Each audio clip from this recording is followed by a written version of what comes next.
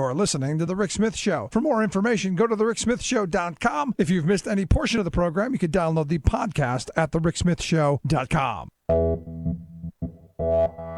You're listening to WIN, Workers Independent News, a diversified media enterprises production.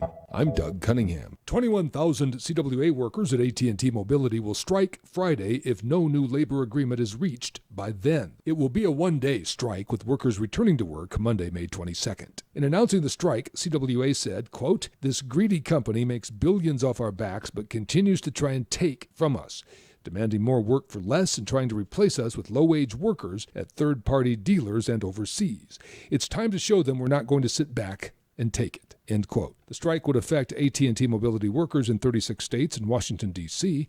CWA has also filed unfair labor practices charges against AT&T. Yale University grad student workers pushing for Yale to recognize and bargain with their union are still fasting in protest. Unite Here Local 33 chair Aaron Greenberg is a Ph.D. candidate in Yale's political science department. Despite a certified NLRB election result that clearly indicates Yale grad student workers want a union, Greenberg says Yale is refusing to bargain as the grad workers continue their protest fast. On April 25th, me and 7 of my colleagues embarked on an indefinite hunger fast. The university's plan seems to be to roll out the legal clock, to pursue legal delays, and to wait for Donald Trump to appoint anti-labor judges to the National Labor Relations Board and overturn our right to organize. Local 33 co-chair Robin Canavan says one big reason she wants a union at Yale is to help deal with ongoing sexual harassment of grad student workers. As a woman scientist, I have experienced sexism pretty much every day,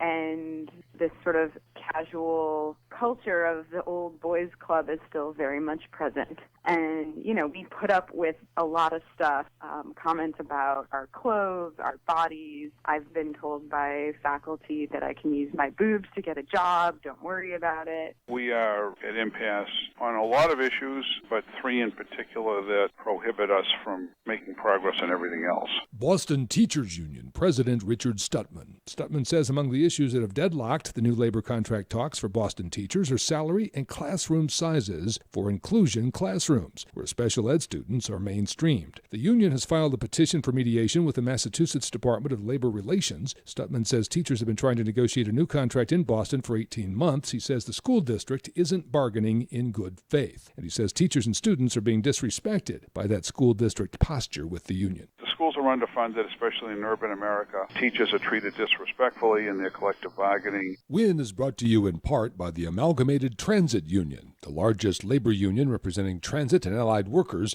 in the U.S. and Canada. Online at atu.org. You've been listening to WIN, Workers Independent News. For more information, visit laborradio.org.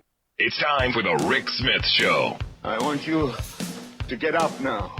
I want all of you to get up out of your chairs. I want you to get up right now and go to the window, open it, and stick your head out and yell, "I'm as mad as hell, and I'm not going to take this anymore!" I don't want to abolish government. I simply want to reduce it to the size where I could drag it into the bathroom and drown in the bathtub. You bet I cut the taxes at the top. How dare you? How dare you?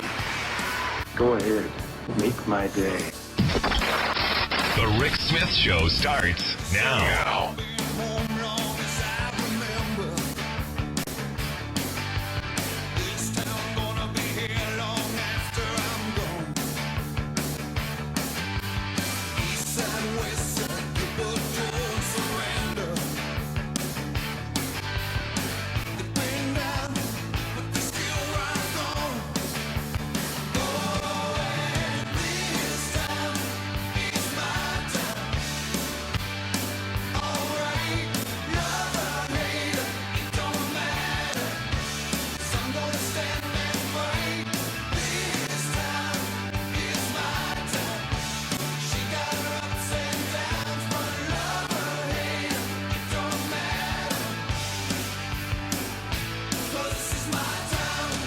Welcome, brothers, sisters, working class heroes. This is the Rick Smith Show. Thanks for tuning in. Wow, what a day yesterday was, or as I said, a day that our grandkids are going to learn about in history classes. So be careful. History is watching. In fact, yesterday was so bad for the Trumpites that Propaganda Barbie bailed on Fox News. Kellyanne Conway was supposed to be on with Tucker and evidently bailed. Because, look, really, all of the ties, all of this stuff, indefensible, really, especially when you see the reports of there were so many contacts that I guess 18 with 3 or 4 different people in his staff, which is unprecedented from people who have done this stuff and experts who've look, we've run campaigns. You have contact with foreign leaders, but never this much. And the thing that gets me is I had for a moment thought that the Donald would, not take to Twitter as quick, maybe take a step back, let things calm down. Maybe some of his staffers would say, you know what, maybe you should duck and cover for a little bit, see how this plays out. Nope. 7:52 a.m. I slept in. Give him credit. He was probably, they were trying to restrain him. They were trying to hold him back. But at 7:52, he tweets out that this is the single greatest witch hunt of a politician in American history. And you go, really?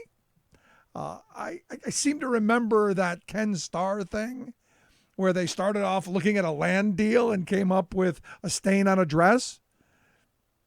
That massive 2-year witch hunt, that's a pretty big one in my view. But he points out that he tweets again because they couldn't keep him away from the Twitter. With all of the illegal acts that took place in the Clinton campaign and the Obama administration, there was never a special counsel misspelled appointed. Name one. Give me the Obama administration crimes and scandals. In fact, those 8 years were the least scandal-ridden in history. Didn't fire anyone illegally. Didn't do the kind of insanity that we've seen in just 100 and some days. I mean, this is the thing. It's only 110, 115 days. I mean, wow. I mean, honestly, truthfully, and it's only going to get more interesting as we now have a special counsel, a special prosecutor going to look in this, and a guy who I think, across the board goes, this guy's got a sterling reputation. He was FBI director for 12 years. He was attorney, a prosecutor, in numerous areas across the country. Just an impeccable record. This could be a really bad thing for Donald Trump, but a good thing for the Republicans because now they can step back and go, you know what? I don't know what's going on. Well, the special prosecutor is dealing with that.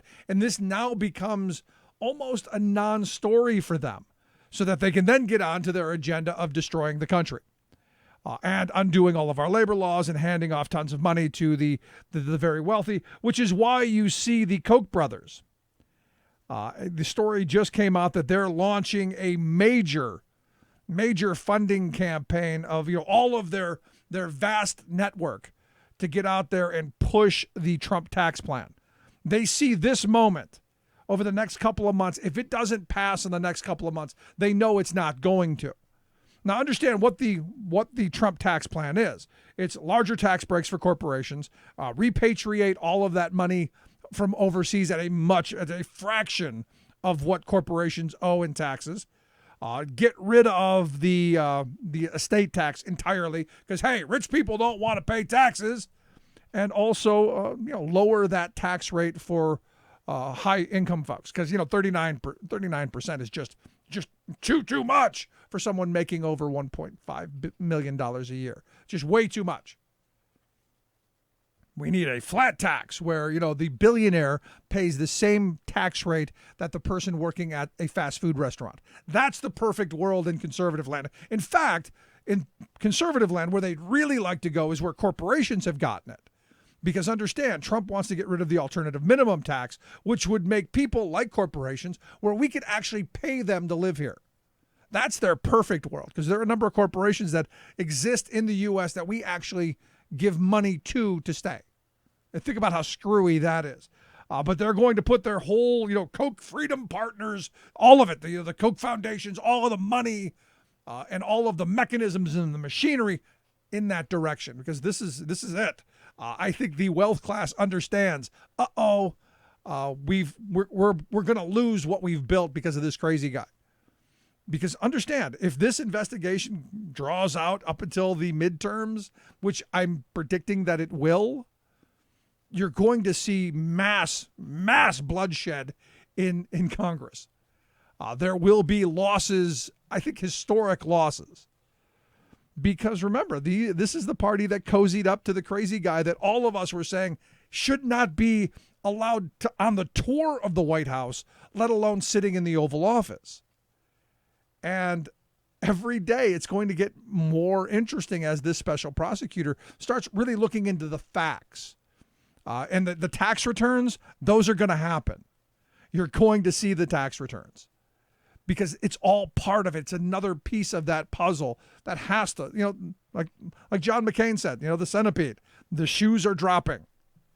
And now the Donald has no control over this. He can't change the message.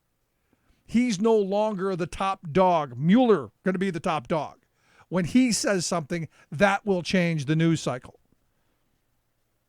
Now, the other part of this that is really kind of interesting to me is you look at what happened yesterday on Wall Street, and you look at wow, the world's 500 richest people lost about $35 billion yesterday. All because of this. I'm sure that over time they'll get it back and they're not all that worried. But you look at Bill Gates, who lost $1 billion on Microsoft in one day. You look at Jeff Bezos, the Amazon guy, who lost $1.7 billion in a day. And Zuckerberg, the Facebook guy, $2 billion in one day. You got to wonder how long the wealth class is going to put up with this kind of roller coaster. The ups and downs, how long they're going to put up with it. And to me, Trump is going to go. It's just a matter of when and how. There are already people who are saying, the I word. Oh, you saw it all over the news yesterday. Can we say the I word yet? Yes, you can say impeachment. In fact, Texas Democrat Al Green on the floor did. He said, it's time. We got to impeach this guy. Now, my friend Ellen Ratner said, no, her the spirits are telling her he'll either die off or he will be outed with the 25th Amendment, which we already heard a bunch of yesterday. So I'm curious, how does this happen? How do you view the coming days, weeks, and months? Does Trump go quietly? Does he go back to the Twitter and dig deeper, which I'm hoping, because that would make for entertainment? Or does the stress just get to him? Because look, he's not a young guy. But yesterday, you looked at the speech in front of the Coast Guard cadets. I got to be honest, I'd be really ticked off if I was one of those cadets who worked my behind off to graduate only to hear his whine fest. How he's the most, attacked, the most attacked president in history, and how they've been unfair, but he won. It's really just kind of crazy stuff. And the hope is that as this stuff continues, and look, I'm thinking about what happens the day after he's gone. What happens? What do we build? Does everyone go home? Because look, there's a lot of organizing going on right now. There are a lot of people talking to their neighbors. There's a lot of people saying, we need to be creating groups and pushing for him to go and to hold people accountable. My hope is that once he is gone, and he will be, that doesn't go away, and that we take that mechanism, we take those organizations, we take that infrastructure and do what the right wing has done masterfully, and that is push for policies that benefit working people. That's simple to me. And when we come back, we're going to talk with Jordan all about this big March for Truth coming up on June 3rd. Again, another one of these moments for folks to get out into the streets, to get active, to get involved, and, meet your friends and neighbors and all of that, and to push in the right direction. When we come back, Jordan All is going to be here. In the meantime, check out their website, marchfortruth.info. Quick break. Right back. Stick around. This is The Rick Smith Show, for working people. Come to talk.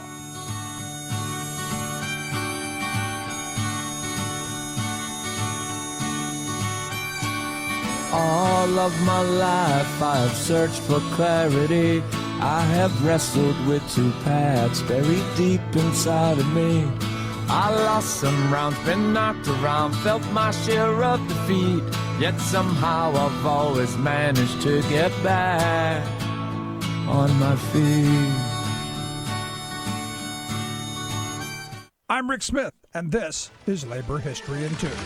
On this day in labor history, the year was 1972. That was the day that Maggie Kuhn stood before a group of reporters to tell them about her organization, the Gray Panthers. The idea for the group had started 2 years earlier. 65-year-old Maggie had received the unwelcome news that she was going to be forced to retire from her executive position with the United Presbyterian Church. Maggie was not ready to retire. Instead, she started to organize. This was during the era of the Vietnam War protests, and Maggie found allies with young people who also wanted to see changes in society. The original group developed to build connections between young and old. They called themselves the Consultation of Older and Younger Adults for Social Change. Later, they shifted their name to the catchier Gray Panthers. The Panthers adopted the motto, Age and Youth in Action. In 1975, the Panthers held their first national convention in Chicago. 200 Panthers attended, representing 37 states. At the convention, the Panthers adopted a platform of issues. They included issues important to seniors, such as an end to mandatory retirement, better housing for the elderly, and expansions to rent control. But the platform also included other social justice issues, including support for the Equal Rights Amendment, a call for full employment, amnesty for Vietnam draft resistors, and even, after much debate, the legalization of marijuana. In the more than 40 years since their founding, the Gray Panthers have continued to advocate for a variety of issues. One key achievement was a court victory to make Medicare regulations more understandable to seniors, and they were years ahead of the nation by supporting single-payer health care for all. Labor History in 2 brought to you by the Illinois Labor History Society and The Rick Smith Show.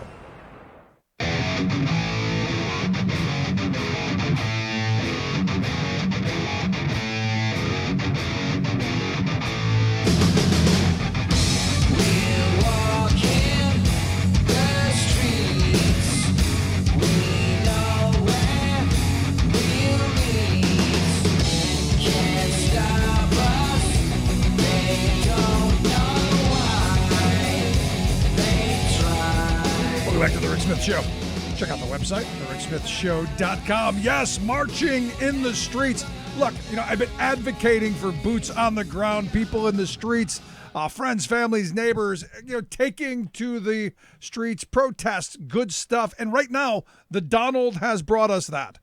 And I look at this latest organization putting together another one of those moments, one of those opportunities for folks to get out in the streets. This March for Truth on June 3rd, I think fantastic idea. And I think if there isn't a group in your area, start one. There's still time.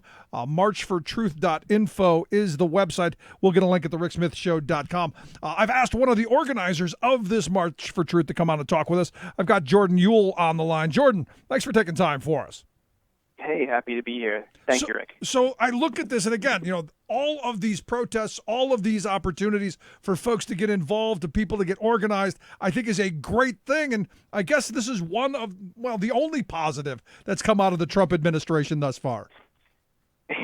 Yeah, we're seeing people get off their feet. I guess this Michelle Obama would be happy with the Let's Move initiative. But most of all, this shows that people are generally unhappy with everything he's doing.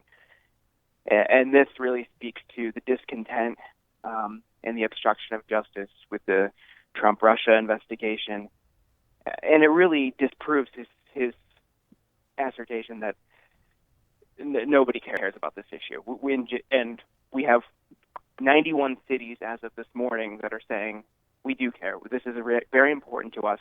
And we want truth and we want answers. Absolutely. So is that the basis of this march and the organizing going on? It's about the Russia investigation. It's about getting to the bottom of if there were ties between the Trump campaign and the Kremlin. Is that the focus? Well, specifically, we're asking for a special investigation. And last night we got the prosecutor. or the special counsel. So we would definitely want an independent commission. We want all information in this investigation to be released to the public as soon as possible. We would like to see Trump's tax returns so we could see if there are business connections to Russia. And our final point is if there were crimes committed, we want a fair and swift prosecution. Yeah, we want to see perp walks. I mean, that's one of the things that I wasn't fond of the Obama administration on a lot of fronts, but the biggest mistake I thought they made was not going after Wall Street for collapsing our economy. I wanted perp walks then. I certainly want them now. Oh, absolutely. It just, this is so central to what it means to be an American. We have what I've always been taught to believe, a fair justice system. Many may disagree, but we should be able to have faith that our justice system will bring criminals to justice. Right. Whether that's a public official or not, we shouldn't have to organize a global march to get transparency and accountability from our public officials. Yeah, we want our officials to be at least somewhat honest and upfront, and maybe with this country's thoughts first and foremost. Because I look at this, and we are at, and I don't think I'm being hyperbolic. We're at a crossroads. This is a constitutional crisis. You've got foreign leaders dictating what happens in our country, and I got to be honest. Every person in this country should be outraged. Yeah, that's how we feel. And that's really what we've noticed when this started. We just kind of expected a couple small protests, and we were open to see what would become of it. And after about a week, we noticed 20 cities had signed on. And then when Comey got fired, it took off. And like I said this morning, now we just hit 91 cities. We're in Brussels. We're in Ibiza, Spain. So this is effectively a global protest. Good stuff. If folks want to check out if there's a march in your area, or if you can start one, marchfortruth.info. Is it still too late? I mean, if someone wanted to in small town USA or place across the country, is there a way to start this? Walk me through how that happens.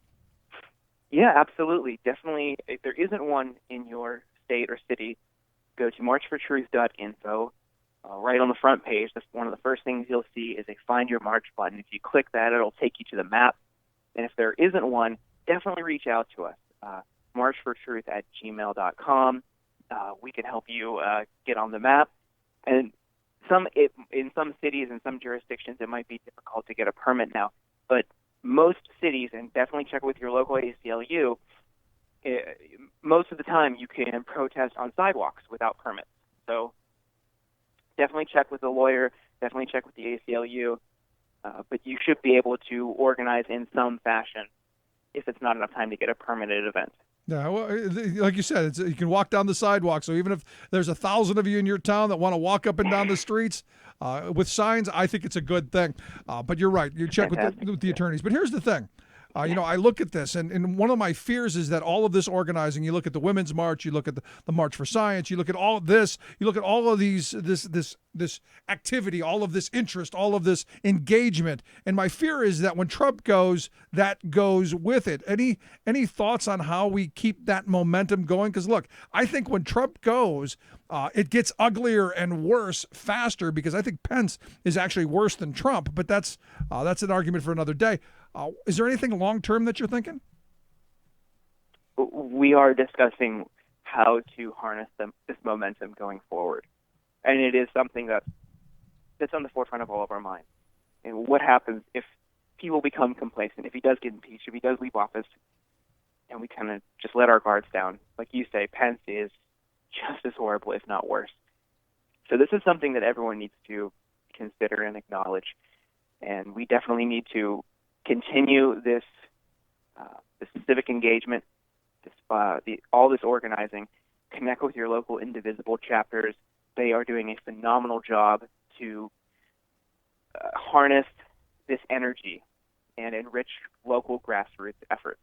So certainly get engaged in a local civic group, because there's strength in numbers. Yeah, I'm right there with you. And look, the right wing has done a masterful job of building AstroTurf groups and policy networks and think tanks and all of this stuff.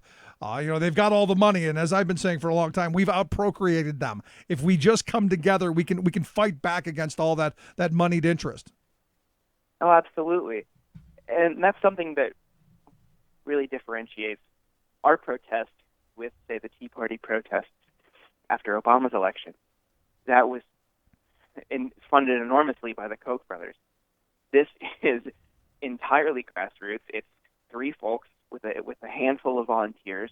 We are crowdfunding this entire thing. In fact, we might not have enough money for a restroom in D.C. because the interest and the participation has outgrown the crowdfunding, which is, I guess, a good problem to have. Right. But this is, I cannot stress to you enough how purely grassroots this is. This is just ordinary people coming together and organizing this. So what you're telling me is you're not going to have a couple $100,000 tour buses floating around like the Tea Party Patriots did. So none of that, huh? Maybe an old beat up VW with some spray paint. Are we at least thinking that? Okay. Hey, if we could swing it, that'd be kind of fun. The website marchfortruth.info. I highly suggest you check it out. Let me ask you, since this last night kind of changed everything in the political world with Robert Mueller being named the special prosecutor, I'm curious your thoughts of him. I guess you could consider it a win. This is one of our demands. This is something that we want. We'll see how effective and impartial it is. It's just too early to tell right now. We still do want an independent commission. We still do want his tax returns, and if there are crimes committed, we would want a prosecution. What remains to be seen is, will this obstruction from congressional Republicans continue? As we saw with Burr and as we saw with Chaffetz and Devin Nunes, all of these guys were interjecting and impeding the progress. So if this hyper-partisan obstruction continues, I'm really not optimistic that simply having Mueller will be effective. Yeah, my concern is that now it's going to give Republicans the cover to go, we're not doing anything. He's taking care of it. We don't know what's going on, and it all becomes very secretive. Which is why I think marches like what you're doing and people protesting and calling their representatives and writing letters to the editors and all of that stuff is so important to make sure that this investigation, this whole thing doesn't get pushed into a back room and silenced, and then at the end of it come out with a 2-page report. That's my fear. Exactly. We still need independent congressional oversight, or, well, as close to independent as we can get. But we need a check and balance to the Mueller special counsel. We can't simply have one entity running this entire thing. This could be one of the greatest political crimes in American history. We need as many hands on deck as possible for this. Yeah, and the question is, you say that this could be one of the greatest crimes. You go, which one? I mean, it's hard to keep track anymore. Exactly. I mean, you need an abacus just to stick up. Yeah. I mean, as you say, it's evolving by the day, by the minute. We saw breaking news last night, and we saw a new bombshell this morning with there was a Reuters report with the 18 separate calls from campaign officials. It's truly remarkable that none of them seem to recall these communications or report them. I mean, it's amazing, and it's amazing how many. And this is what I've been saying for a while. Look, if it was one person, if it was just Flynn, or if it was just Manafort, or if it was just Page, or if it was just Stone, if it was just go down the list. If it was just Eric, if it was just one of them, okay. But all of them, and you throw Sessions in the mix, and you got all of these people with these contacts with the Russian money, and there's just way too much smoke for there not to be some fire. And I think this part of it has to absolutely be out in the public for us to have some bit of certainty to know that our president isn't a crook. It isn't a Russian spy. Right. At some point, this stops becoming a coincidence, and it looks more and more like collusion. And that's deeply disturbing to me, as I'm sure it is thousands or millions of other Americans. And that's really why we did this.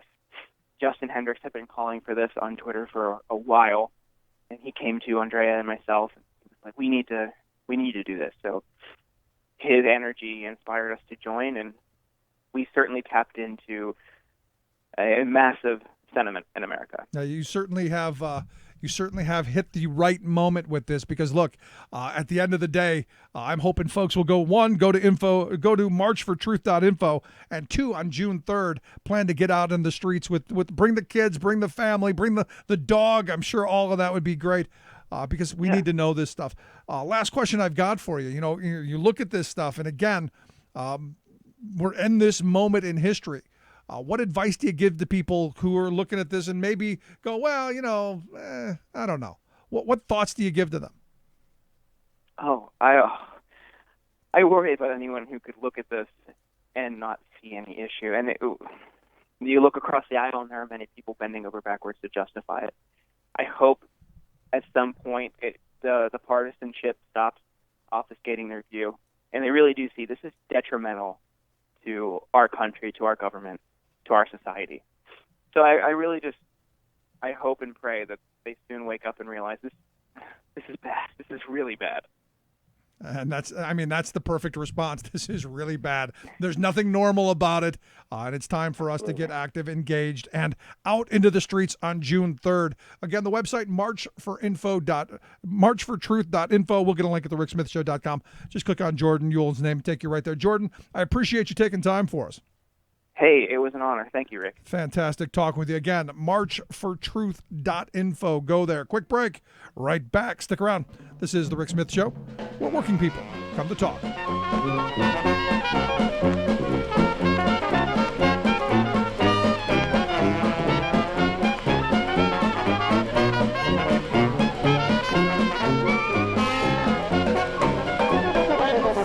When the saints come marching in, when the saints come marching in.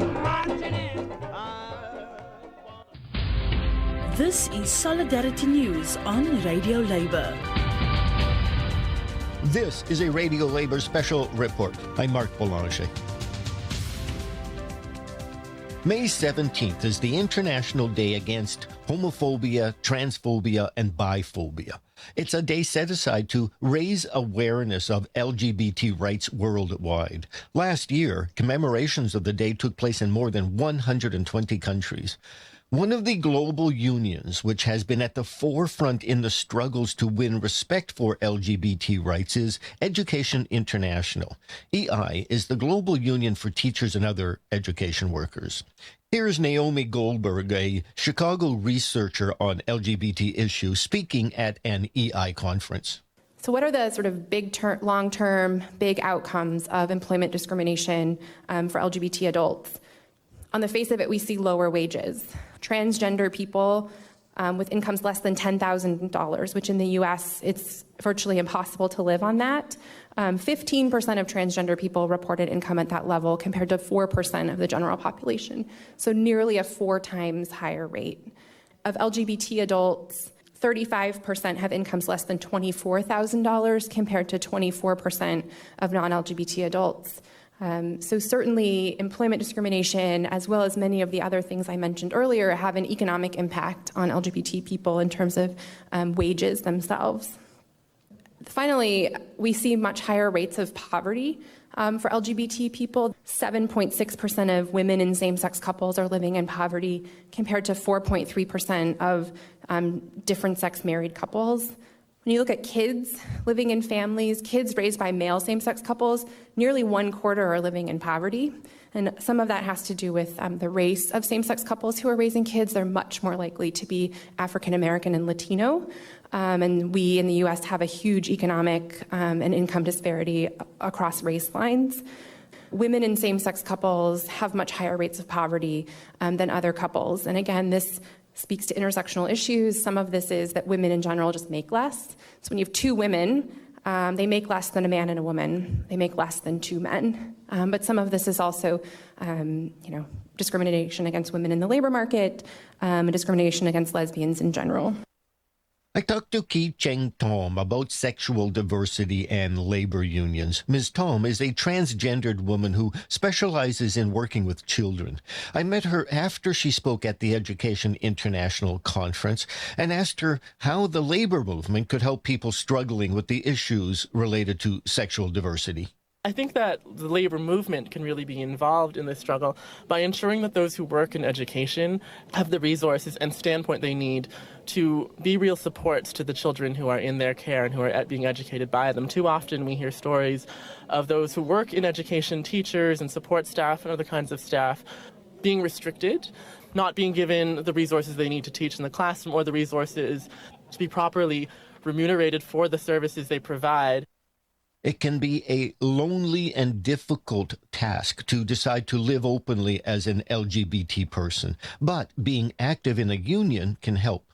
Here is the leader of the LGBT network of Ireland's Chartered Society of Physiotherapists. I came out in 2003 and realised that life and the workplace is entirely different when you suddenly identify yourself as LGBT and you're in a minority. So I felt I needed to know more, and I joined the LGBT network for sort of information and support, really. The support that I got meant that I actually used the Equality and Diversity Toolkit that the Chartered Society of Physiotherapy had developed, and actually became the trainer for the trust that I work for. From my perspective and my own experiences, you don't appreciate how hard it can be to be a minority until you're actually in that. So from being a married woman and then becoming a minority and part of an LGBT group of people, you don't realise that you actually need the structures there to prevent people from behaving toward you in a negative or unfair way. So that made me really appreciate the importance of trade unionism and how it strives for equality in everything that it does. And that's it. International labor news you can use. Thank you for listening. And remember, it's all about global solidarity.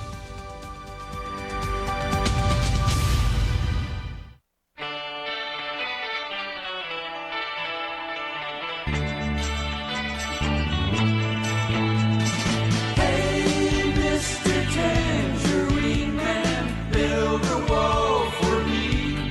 I'm not that bright and don't know that you're not going to. Hey, Mr. Tangerine Man, keep Muslims away from me. With my jingoistic worldview, I'll come following you. Welcome back to The Rick Smith Show. Check out the website, thericksmithshow.com. Still waiting for the president to head overseas. Cannot wait for that speech on Islam. Just was waiting for it. In fact, as I've been saying, pay-per-view, that's where it should be on. Interesting little bit of info. The online betting markets are all a Twitter and seeing lots of action on will Trump be impeached. Online political stock market predicted. They put the chances of the Donald being impeached at 27% Wednesday night, up from just 7% on Monday. So if you put the bet down early, you probably could make some money. British betting firm Ladbrokes has Trump being impeached at about 56%. Now it's a long way off, but here's the thing. The international community is looking at us going, something now, please. The stability of the world. And look, here's the thing. I think, maybe we needed this moment as a country, because you have all of these people go, well, if I was president, I could do it. It's not a hard job. Any idiot could do it kind of mentality. Well, it's clear that any idiot can't, because the one that we have is not. I mean, honestly and truthfully, when you stop and you think about it, and he's said it, who knew it could be so hard? Actually, all of us did.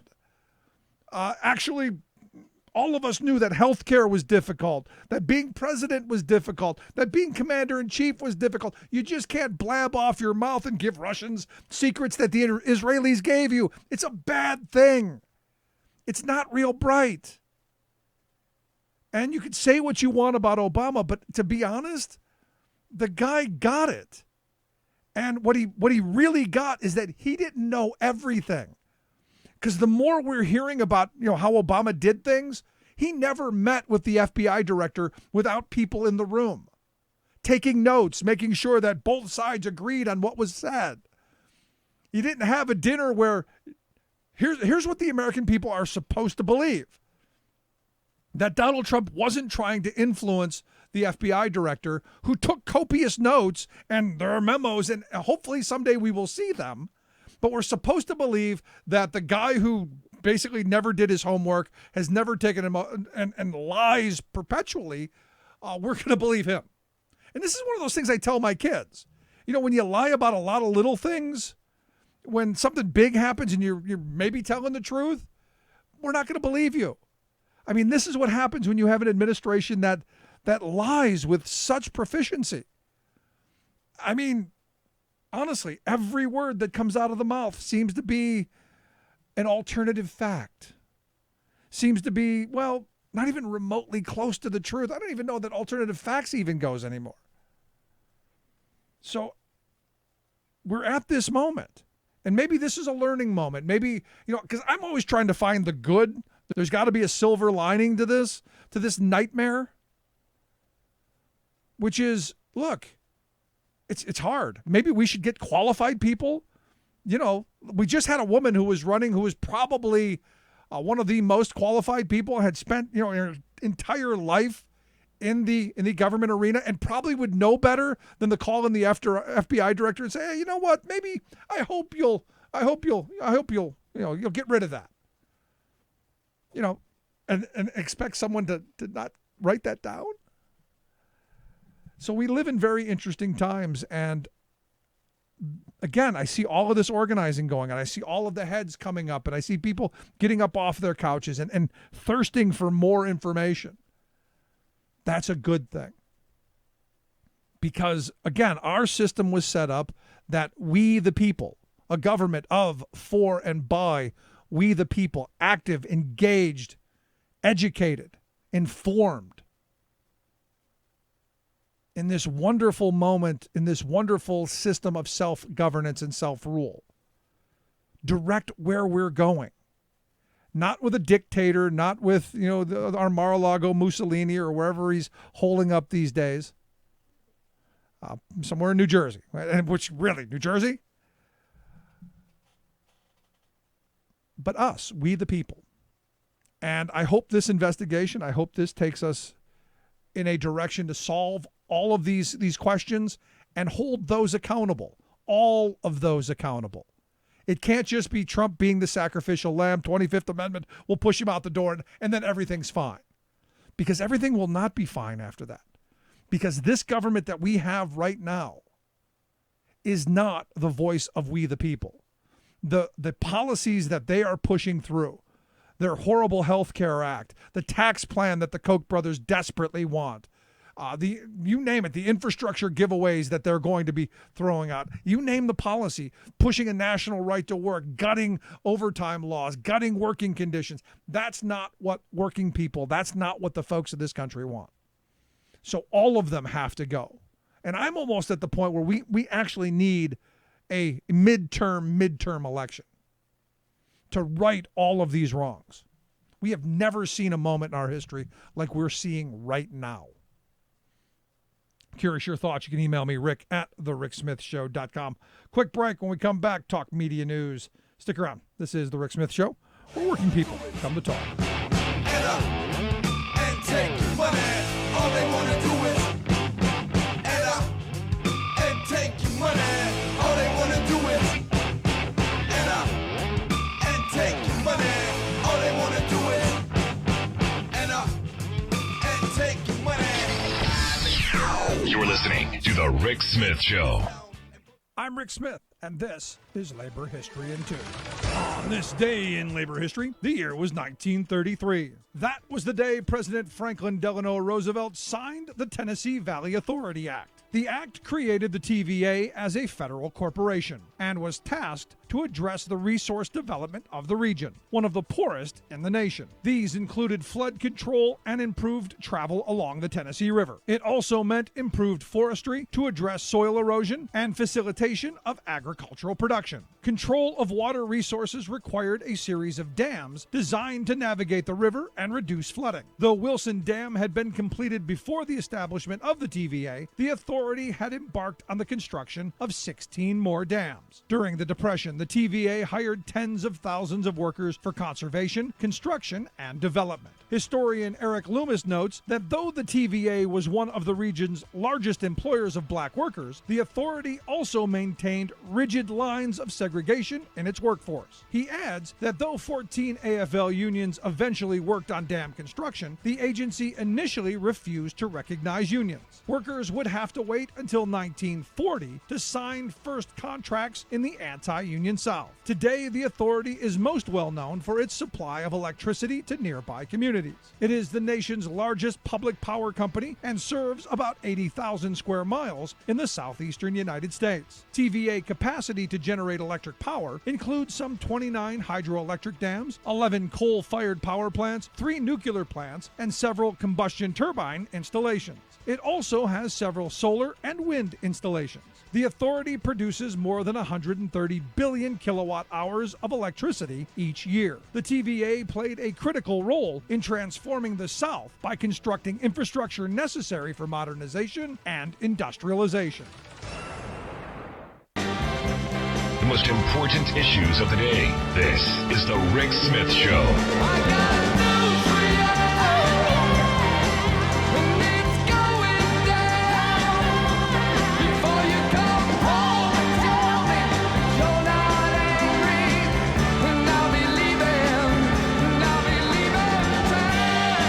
Welcome back to The Rick Smith Show.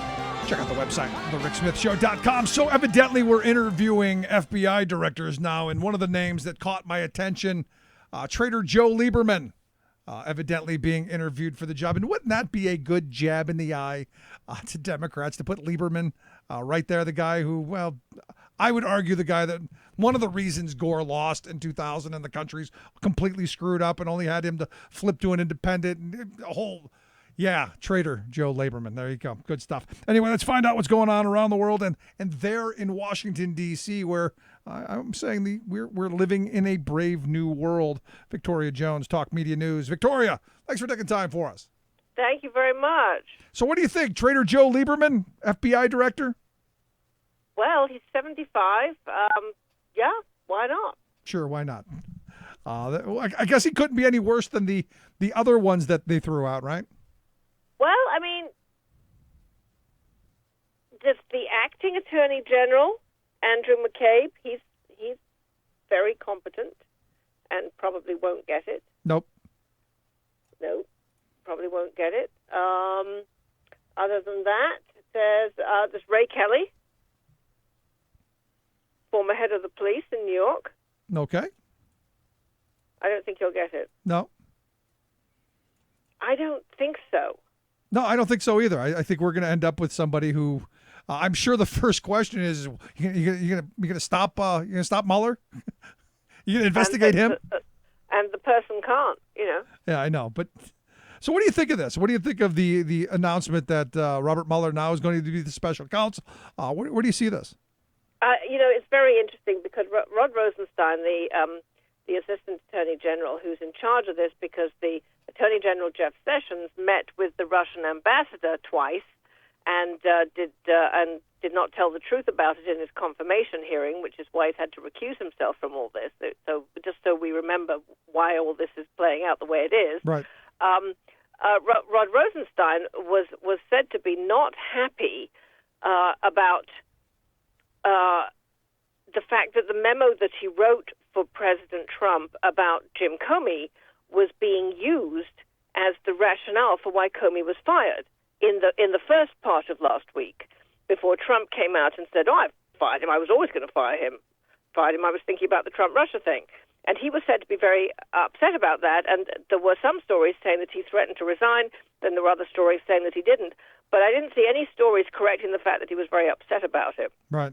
So I just think that's an interesting backdrop. It is an interesting backdrop. And look, at the end of the day, Rosenstein's a guy who, very competent, good reputation, and doesn't want that soiled by being thrown under the bus by Trump.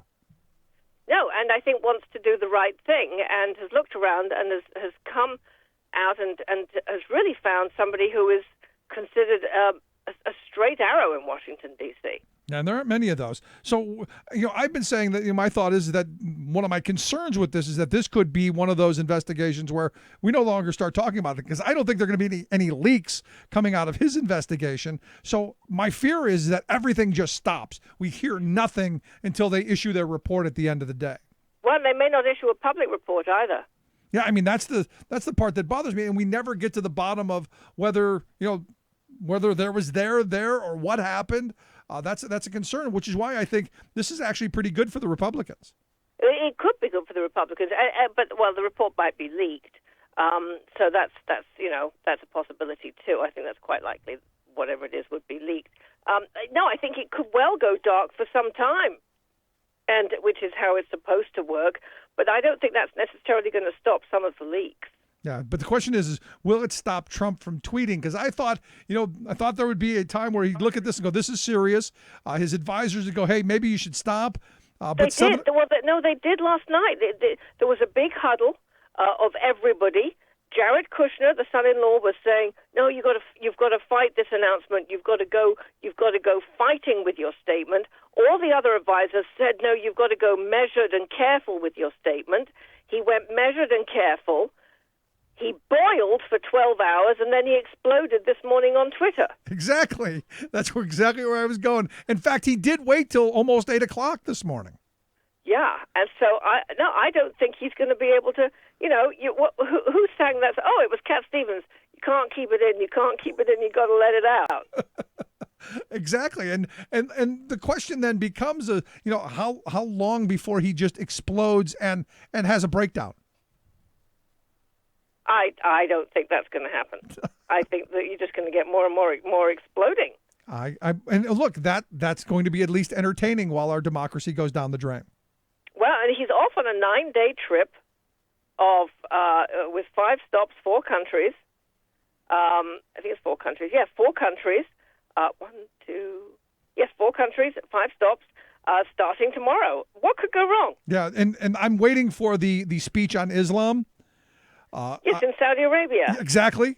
In fact, I've been saying that what we need to do is put that on pay-per-view with 50 individual channels to watch each of the 50 reactions from the people in the crowd there. I think that could help solve our national debt. It could be very carefully written. Stephen Miller, who's an anti-globalist, who was involved in crafting the travel ban, the Muslim ban, has been working on the writing of it. Now, how does that messaging go? How do you go? We're going to give a discussion on one of the great religions of the world, and we're the ones who are saying no, we don't want you anywhere near us. How does that go? How do you make that with a straight face? I don't know, but I think this may be a speech where he is going, because he wants this to be his version of the Obama speech to the Arab world. All right. Well, the question is will he be able to stay on message? Will he be able to read it off the teleprompter, or does he go rogue? That, to me, is where the betting money should be. It should be on pay-per-view. Yeah, I'm right there. What are the chances of Spice Boy being fired? Because there's all these rumors about this Kimberly Guilfoyle taking over his job. What are you hearing? Well, apparently Trump is not happy about those rumors because he thinks that she's self-promoting. Oh, he's not happy with somebody self-promoting. Doesn't like other people self-promoting. Apparently Spice is going to be doing less on-camera briefings. There are going to be less on-camera briefings all around, right, apparently. But Sarah Huckabee Sanders is going to be doing more of the on-camera briefings. Spicer will be playing a senior role in the communications shop, but he will be doing less of the on-camera briefings. Oh, that's sad. So it's a shuffle. Yeah, that's sad because I was looking forward to more Saturday Night Live skits. Yeah, I know. There's this sense, people sort of say that Sarah Huckabee Sanders is sort of less hostile to the press. I've been in her briefings. I don't see think that. she's any less hostile. I see her being much worse and just nasty and snarky and condescending. I said the other day that someone should have slapped her father or put her in place. Well, it's going to be interesting when they come back, but I think it's disappointing if Trump is planning less on-camera briefings. I think that is, speaking as somebody who goes to the briefings, I think it's a disservice to the American people. I absolutely agree, but here's the thing. I think it was Sarah Huckabee Sanders who said, how can we possibly know everything the president's thinking? How we possibly everybody be on the same page? How can we possibly have the same message? Well, nobody can know everything that anybody's ever thinking. Exactly. By that. But if every word that comes out of your mouth is BS, you kind of get used to the BS. Well, you do your best. I got it. All righty. Let's move on. I understand that the net neutrality is on the chopping block today. It is. The FCC is going to vote on a move that is backed by Comcast and Charter and the AT&T and those to basically get rid of net neutrality, or at least to adapt it. What it would enable them to do is to speed up some websites and things at the expense of others, which would slow down. And in the course of that, basically, they'd be able to make deals with other websites. And they'd be able to make money on that, and us as consumers, in theory, would be able to do well out of it. But in reality, consumer groups are saying, no, we would not do well out of this, and probably our choices would narrow too. Oh, your choices would certainly narrow, because how many businesses could afford to pay the rates to have the higher speeds? And for smaller businesses like mine, we'd be completely unfindable. And that, to me, that's part of the plan. Right. Trump is going to speak. Let me see what time. What are they saying? Trump to speak amid. Oh, maybe they're talking about this. I just saw a thing saying Trump is going to speak, but I don't have anything saying that he's about to speak. No, he's holding a press conference this afternoon. Maybe that's what they're referring to. All right. Okay. Well, okay. I'm looking forward to that as well. Oh yes. Anything coming out of the White House right now is gold, because and I hope someone's advising him that everything you say can and will be used against you. I don't know whether that's taken. Has he not watched any of the crime shows on TV? I don't know whether he watches Law and Order in that. Yeah. So back to the net neutrality. What are they saying? What are the chances of this going by the wayside? It's going to pass, because there are more Republican commissioners on the FCC now than there are Democrats, so it's very likely to pass. All right, that's and somebody's It's a happy done about deal, it. despite all the comments on the comment line. Somebody's happy about it, and it's not going to be me.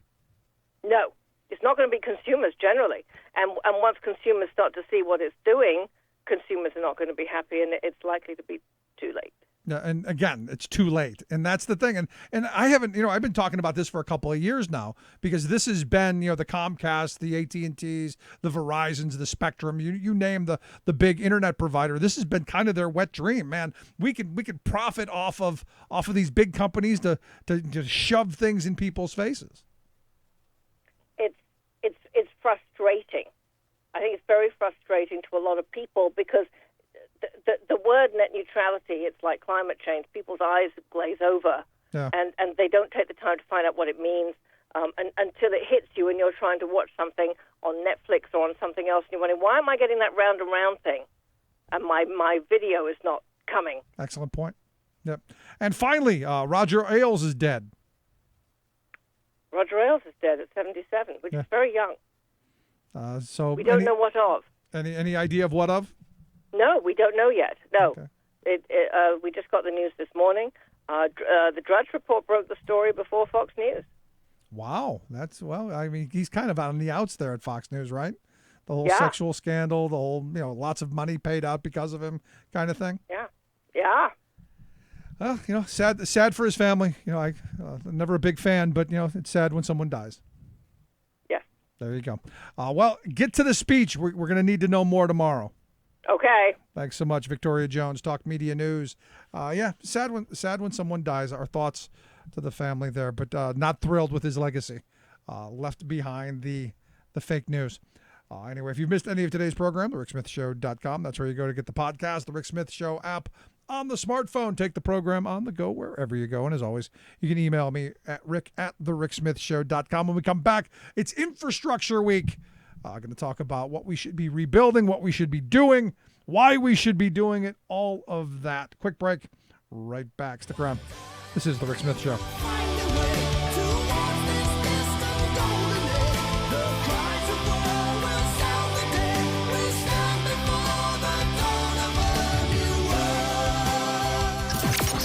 Radio of, for, and by we the working people. The Rick Smith Show. You're listening to The Rick Smith Show. For more information, go to thericksmithshow.com. If you've missed any portion of the program, you can download the podcast at thericksmithshow.com. You're listening to WIN, Workers Independent News, a diversified media enterprises production. I'm Doug Cunningham. 21,000 CWA workers at AT&T Mobility will strike Friday if no new labor agreement is reached by then. It will be a one-day strike with workers returning to work Monday, May 22nd. In announcing the strike, CWA said, quote, "This greedy company makes billions off our backs but continues to try and take from us, demanding more work for less and trying to replace us with low-wage workers at third-party dealers and overseas. It's time to show them we're not going to sit back and take it," end quote. The strike would affect AT&T Mobility workers in 36 states and Washington, D.C.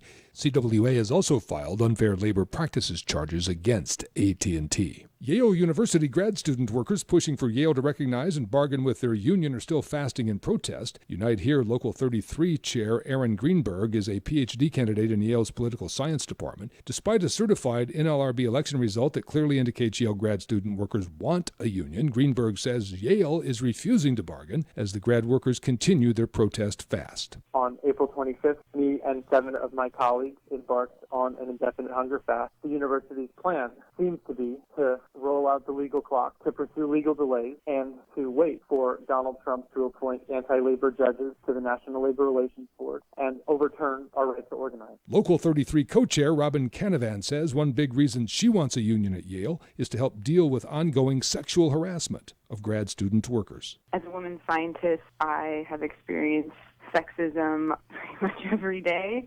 and this sort of casual culture of the old boys club is still very much present. And, you know, we put up with a lot of stuff, comments about our clothes, our bodies. I've been told by faculty that I can use my boobs to get a job. Don't worry about it. We are at impasse on a lot of issues, but 3 in particular that prohibit us from making progress on everything else. Boston Teachers Union President Richard Stutman. Stutman says among the issues that have deadlocked the new labor contract talks for Boston teachers are salary and classroom sizes for inclusion classrooms, where special ed students are mainstreamed. The union has filed a petition for mediation with the Massachusetts Department of Labor Relations. Stutman says teachers have been trying to negotiate a new contract in Boston for 18 months. He says the school district isn't bargaining in good faith. And he says teachers and students are being disrespected by that school district posture with the union. The schools are underfunded, especially in urban America. Teachers are treated disrespectfully in their collective bargaining. WIN is brought to you in part by the Amalgamated Transit Union, the largest labor union representing transit and allied workers in the U.S. and Canada. Online at atu.org. You've been listening to WIN, Workers Independent News. For more information, visit laborradio.org. Rebuilding America. The Rick Smith Show.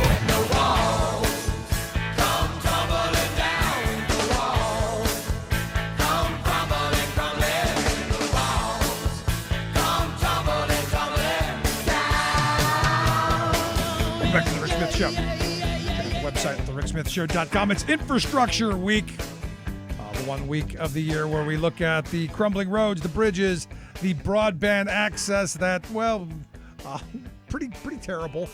We're 26th in the world in infrastructure. And, you know, I was watching this film the other night that said, you know, if the American people realized just how bad things are, they'd really be ticked off. And the reason for this week is to heighten that awareness. The fact that there's a good chance you're driving over a structurally deficient bridge. And as I've been saying for a long time, maybe someone should develop an app to let you know, hey, call mom. You might not make it to the other side. Just a thought. But here where I live in Pennsylvania, tons of problems. And, well, I would argue not enough being done to address them, which is why we've asked our good friend Abe Amoros. He's the legislative director here in Pennsylvania for the Laborers International Union of North America, LIUNA. Abe, thanks for taking time for us. You're welcome, Rick. Thanks for having me. So Infrastructure Week, good thing, right? Well, you want to call attention to the deficiencies that are out there, Rick. Yeah, I mean, I think we need an infrastructure month, more or less, to let the legislators know in state legislatures across America and the federal government that we have some serious needs out there. Roads are falling apart. Bridges are falling apart. And like you said, I mean, are you going to get to the other side of that bridge? Do you need an app to figure out how safe it is? You're carrying your children. You're carrying your elderly parents. You're carrying your friends, family. I mean, at some point, what we really need is a huge bill that is endorsed and embraced by both parties, both sides, because this is common sense. You and I have been talking about this for years. And, they make dribs and drabs, and you make an announcement here, an announcement there, but it's significantly not enough to really make an impact. They're still falling apart, and what we need in this state and in this country is some will. I mean, some serious political courage, Rick, to say, enough is enough. This is a win-win because not only are you fixing our crumbling infrastructure, you're going to put hundreds of thousands of people back to work. Yep. I mean, this is common sense. This is almost too easy, Rick. It's almost embarrassing that we have to talk about this on a regular basis. I want to know where the outrage is with the general public, because when people are sitting in traffic, Rick, they're cursing at everybody, including the people that are trying to fix the roads and bridges in some instances, yet they're not putting any political pressure on the men and women that make these decisions in terms of appropriations and legislation that gets things fixed, and it's frustrating. It is frustrating, and the thing is as we continue to do nothing,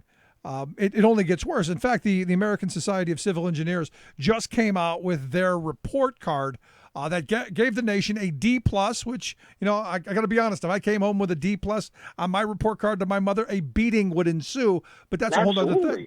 But they're saying about $4.6 trillion to get us up to like a C+, B-. We're not talking an A, but we're just talking C+, B-. As things continue down the road, it's going to get more expensive. And to highlight this, their first report card was back in 2001 that put the price tag of getting us to normal, to getting us to somewhere decent, was $1.3 trillion. So just in that 16-year span, it's gone from $1.3 trillion to get up to that C+, B-, all the way up to $4.6 trillion. And if we wait another 5, 10, 15 years, it just goes off the charts. That's right, Rick. It's getting worse by the day because no one is putting resources into fixing the problem. It's just getting worse. And if you just take a look at somebody who's in the hospital. If a surgeon does not fix his or her wounds, it's just going to get even worse. And that's what we're looking at in terms of our crumbling infrastructure. And here in Pennsylvania alone, Rick, there was a report that came out just a couple years ago that basically said for every day of inaction, it's $1 million more. That's $365 million for doing absolutely nothing. That's an embarrassment. I don't know why the state legislature cannot embrace a very big bill that would put people back to work, that would fix our crumbling roads and our highways and our bridges, and make people feel safe. I mean, you want to talk about something that is just not controversial, it's that. I mean, let's make people feel safe again by fixing their roads or highways or bridges. I mean, this isn't rocket science. And what frustrates me, Rick, is that people will start talking about it. There'll be mild outrage at the legislature, but then there's nothing that gets done. No. Absolutely nothing that gets done. In fact, I'm thinking that what we really need to do is urge the legislature to come up with a serious transportation caucus. Now, I know that a lot of the caucuses, they fade away as well, but this one should be breathed life into. I mean, somebody needs to breathe some life into that thing and make sure that you have members on both sides talking about strategic investments in our crumbling infrastructure in Pennsylvania, because we have some of the worst highways and roads. I mean, I-80, I-81, I-83, they're falling apart. Parts of 95 are now getting some attention, but in the past, I mean, that's been a nightmare too. And, our state roads, good grief. I mean, they really need some serious attention, because right now they're crumbling. I mean, they're falling apart, and local municipalities are doing patchwork, which is costing them money. I mean, where is the big picture? Where are the thinkers? Where are the strategists? Where are those that really want to help those who make a living with their hands in their backs by giving them something to look forward to? I mean, that's really the gist of it, Rick. No, I mean, where are our visionary leader? Where are the statesmen? Because all we hear is, we didn't raise your taxes. Yeah, but you're costing me tons of money everywhere else by having to get my car fixed and all of that stuff. Because look, as you pointed out, according to casualty360.com, Pennsylvania has the 5th worst infrastructure in the country, behind Connecticut, Rhode Island, California, and New Jersey. Look, we're and you ask any truck driver, Pennsylvania is probably the worst, especially when you talk about the bridges they can't go over and all of that stuff. So, I mean, it's frustrating. But let me ask you this, though. You've been doing this an awful long time. When did it become a partisan issue? Because it looks like, I remember a time when it was, as a former congressman friend of mine said, it used to be a yawn vote, because you brought home the projects. The roads were paved. There were no potholes. The voters were happy. And you brought that stuff back to your district. When did it become a bad thing to get your infrastructure fixed? Yeah, it's an excellent question, Rick, and I want to go back to a word that you just said a few seconds ago, taxes. Rick, I saw this taking place in 2010 when a Republican-controlled House took effect. They don't want to spend anything in terms of taxes on infrastructure. They don't want to raise taxes, yet they went ahead and they approved the transportation bill, and a portion of the gas tax has to go to construction projects. I get that. But interestingly enough, when you poll the general public and Pennsylvanians as a whole, they say yes to using their tax dollars and spending a little more at the pump or a little more in general to fix their highways, their streets, their bridges. They want to see results. And those are the most tangible results you could provide to a common guy or gal in Pennsylvania, is looking outside, seeing that their street is in good shape, that their road is in good shape, and that their highway is not being put together by Scotch tape and Band-Aids. Those are easy lifts, but somehow this right-wing conservative Republican majority has a stranglehold on common sense, and the word taxes is a filthy word with them, and they just don't want to invest. I mean, this is not a tax and spend, throwing your money away kind of thing. I mean, this is a serious strategic investment to make Pennsylvania better, not just for businesses, but for working families and everybody. I've never seen anything like it, Rick, but you're right. I mean, this was not a polarized issue. Under Bob Casey, these projects were common sense. Under Tom Ridge, these projects were common sense. Under Ed Rendell, these projects were more than common sense. They were a lifeline, a sustainability factor for workers. And somehow when Corbett took over in 2010 and this Republican-controlled legislature really dug its heels in, that's when you saw the infrastructure spending starved. I mean, it's just dead. And we got to bring it back. We got to push harder, and we got to let our legislators know, especially those in red districts. They have to understand that we need serious investments in our infrastructure. And those guys and gals, Rick, they're going to say, I don't want my money going to Philadelphia. Everything, and Philadelphia is such an ugly code word for so many other things. That's the first thing out of their mouths. Yeah. But the truth of the matter is Philadelphia is already being taken care of, man, under this transportation bill, okay? I don't see a lot of people starving out there for work on construction projects. But I do see people starving in central Pennsylvania because there isn't enough work to go around, and our highways and bridges and streets continue to just fall apart. And then the struggling municipalities, they have to raise local taxes just to fix potholes, sidewalks, etc. This should be something that the entire legislature embraces as a whole, so we can move forward. And I know that the governor has made some great inroads on this. He's announced some serious projects, particularly in northeastern Pennsylvania along I-81, I-78. But there's more to be done. But we don't have an infrastructure-friendly General Assembly, Rick, and it's mind-boggling. Yeah, it's crazy because you would think politicians, ribbon cuttings, get to stand when it's done and say, look what we did, a great photo op, but not so much. So, again, who do they think is going to do these things if we don't do them? I mean, who's going to pave the road? Who's going to fix the bridge? Who's going to, get, decent broadband access, decent water systems? You can go down the list. Who does this? Is there an infrastructure fairy that they believe in? What is it? Because I can't figure it out. Yeah, I'll tell you what, I can't figure it out either, Rick. I mean, that's a $64 million question, in my opinion, because this doesn't make any sense whatsoever from a logical standpoint, from a good government standpoint. They just want to starve government. But one of government's functions is to provide for the general welfare of the electorate.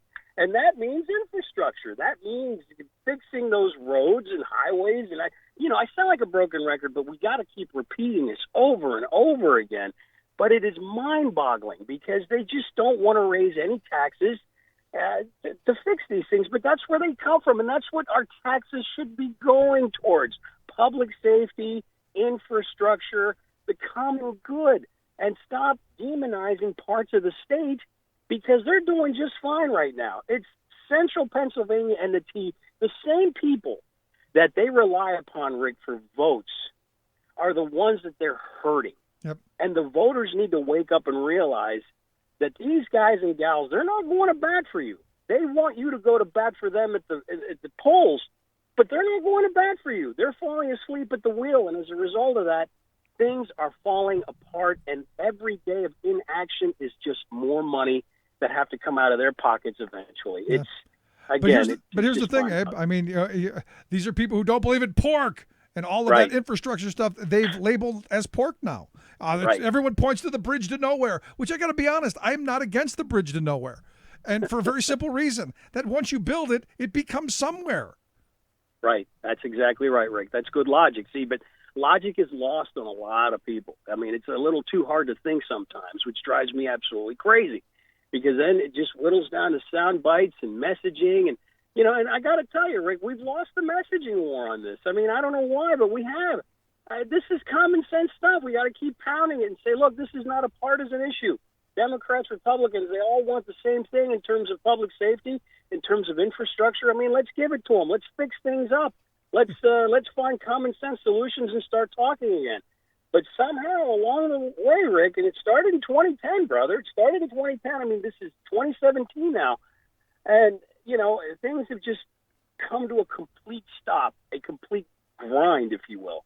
And I know that, some folks didn't agree with the transportation bill that came out in 2012, but you're beginning to see the fruits of that in some parts of the state. And I say we need something bigger than that because, like you said, the needs are out there. $4.3 trillion? I mean, and then, Trump is out there saying we need $1 trillion proposal, but of course there's no traction on that because of obvious reasons. I mean, he's not able to govern anything at this point. But, I mean, the legislature should be able to take that message and say, look, while all this other nonsense is going on, why don't we try to get something accomplished here? I mean, it's a federal level, at the state level. Let's fix things. Let's build things. Let's make people go back to work again. It's a win-win. It pumps so much into the economy. It helps people with their jobs. It helps them with their making their mortgage payments, sending their kids to school, and all that money that is recycled in those communities is just a positive.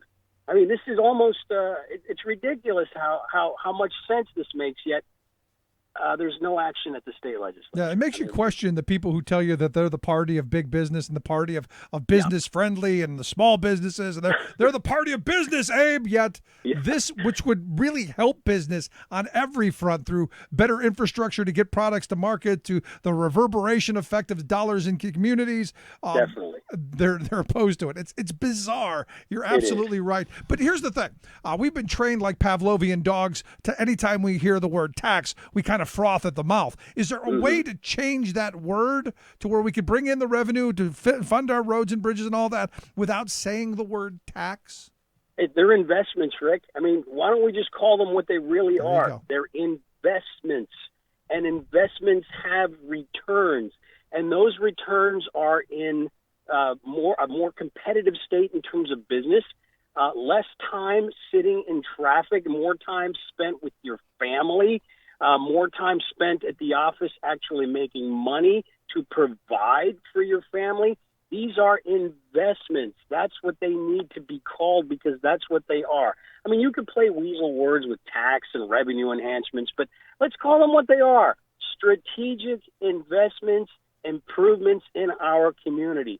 That's what we have to insist that these guys and gals use as part of their lexicon. They're investments. It's not wasted money. I mean, you see the fruits of your labor. I mean, when you see a perfectly paved road or a bridge, you feel proud that your community has the resources and the wherewithal to get something like that done. Yeah. And you know, that's not lost on people. That's something that we got to keep hammering away. They're investments, Rick. Now, I'm just happy when I don't have to get my car aligned again, and I would like that to be the commonplace. Hear you, brother. You know, in strategic investments, that's where we're going. Abe, I appreciate the time. Always great talking with you. I'd love to have you back again as we continue Investment Week, Investment Year. That's what we should call it. Abe, thanks so much, man. You're welcome. Thank you. Great talk with you, Abe Amoros, Legislative Director here in Pennsylvania for LiUNA. Let's take a quick break. Back right after this. Stick around. You're listening to The Rick Smith Show.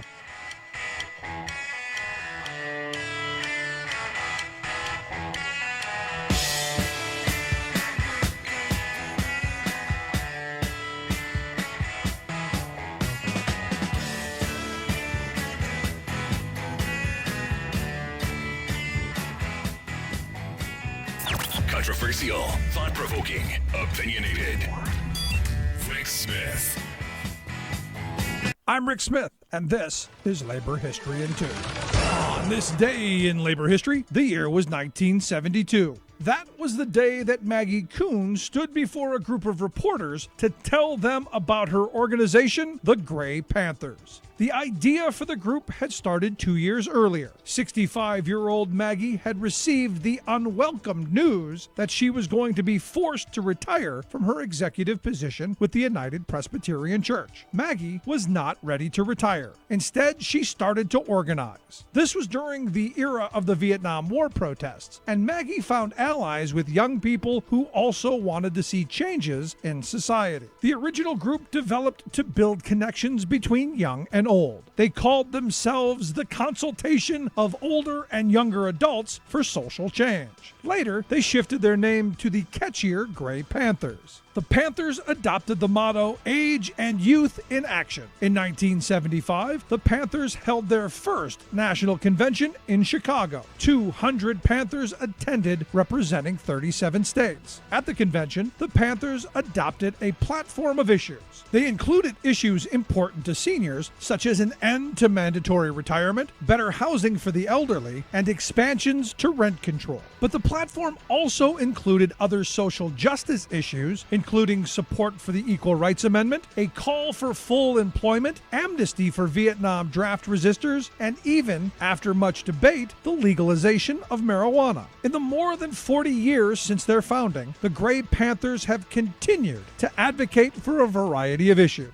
One key achievement was a court victory to make Medicare regulations more understandable to seniors, and they were years ahead of the nation by supporting single-payer health care for all. Labor History in 2 brought to you by the Illinois Labor History Society and The Rick Smith Show.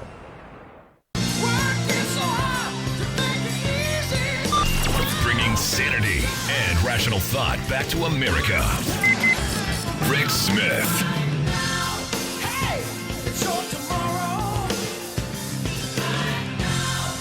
Welcome back to The Rick Smith Show. Check out the website, thericksmithshow.com. Questions, comments, something on your mind, you can email me, Rick, at thericksmithshow.com. You know, you go back to this, and it really is about investing in the future, investing in a lot of things. And it's bizarre to me. And I think Abe hit a good time frame. 2010 was one of those moments where, you know, you just had the outrage. We're not paying any more taxes, and we're taxed enough already.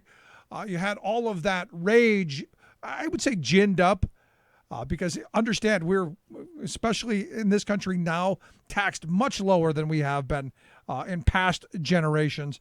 But we just get thrown it at us.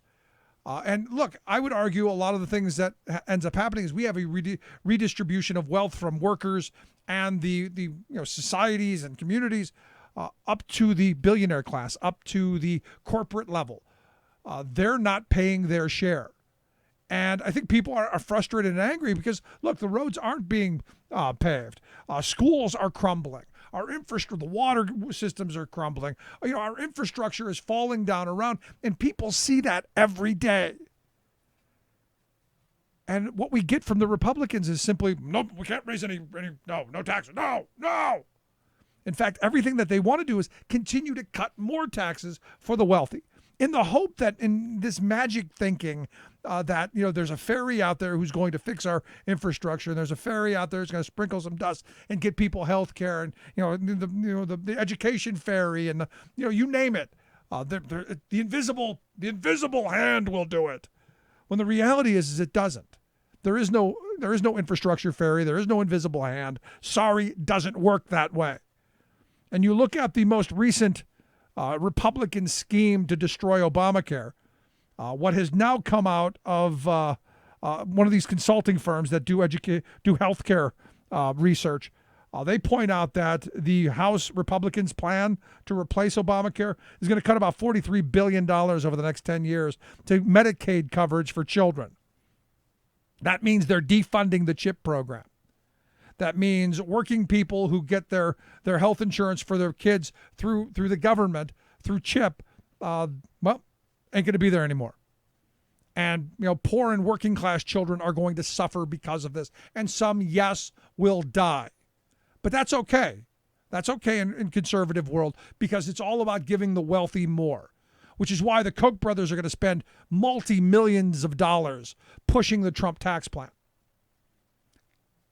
I don't know how much more you can put this out. I don't know how clearer it can be to say, look, you've got a political ideology in this country, and that ideology has overtaken conservatism, has overtaken what the conservative party, what the conservative mentality used to be. These are not our grandfathers' conservatives. These are not Eisenhower Republicans. Hell, these aren't even Reagan Republicans. These are radical extremists, hell-bent on starving government and dragging it into the bathtub so they can drown it. And one of their leaders, Grover Norquist, was very happy to say that. When do we, the working people of this country, realize that roads, bridges, infrastructure, broadband, electrification, you name it, all of those investments, those matter to us every day? That the schools our kids go to matter to us every day.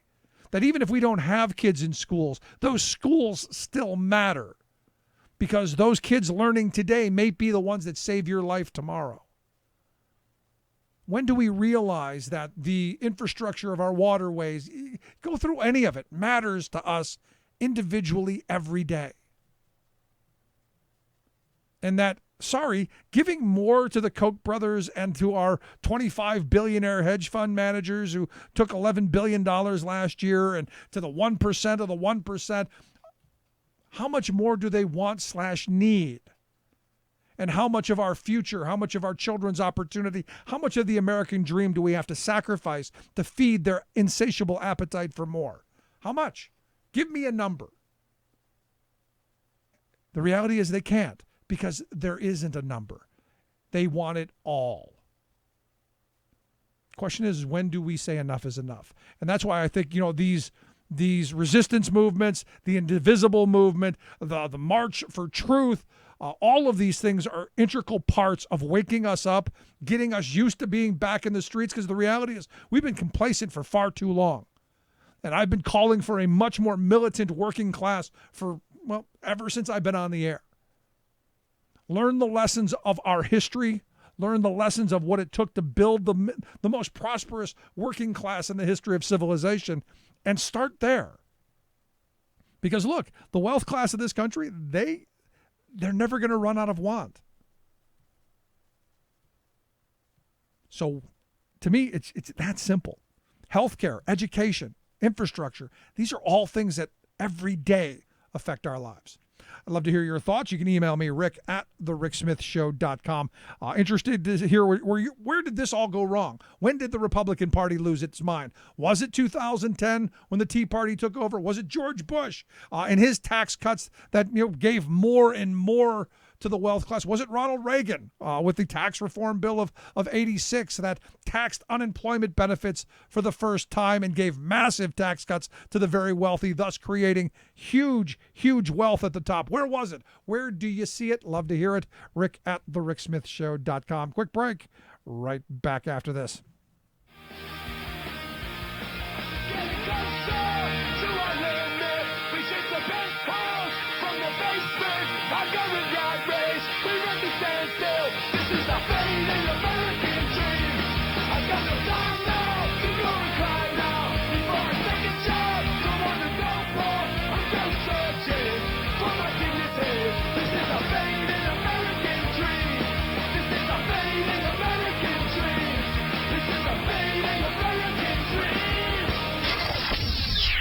You're listening to The Rick Smith Show.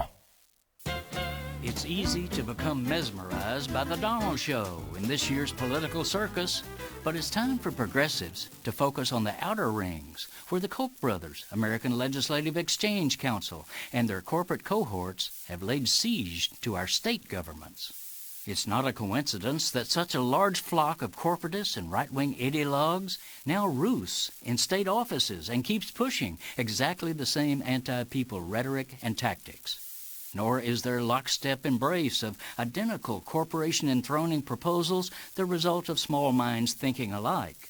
More than a firefight here or an ambush there, the Koch-Alec cabal have launched a massive coordinated maneuver to conquer the countryside. If you doubt that the strategy has gone local, consider this fact. Even though the Kochs did not back a presidential campaign and said they were concentrating on only half a dozen U.S. Senate races this year, they deployed 1,600 paid political staffers into 38 states to drive elections and policy campaigns. This is why we must pay attention. Donald Trump is not the only or even the biggest danger to our democratic republic. As Arne Pearson, General Counsel of Center for Media Democracy, warns, there are a lot of different parts of the Koch machine pulling on this oar. From their think tanks up through their elected officials, they're pushing on it hard. You might think this is madness, but madness, spurred by plutocratic greed, is the new American political reality. Just being progressive won't stop it. We have to get aggressively progressive to confront and defeat the cokeheads in our states. This is Jim Hightower saying, rolling back the effects of the continuing decades-long attack on America's ideal of the common good will take some work. To get started, check out Center for Media Democracy at prwatch.org/CMD. Hightower's commentaries are brought to you by the Hightower Lowdown, the monthly newsletter with Hightower's take on what Wall Street and Washington are up to. For information, visit hightowerlowdown.org.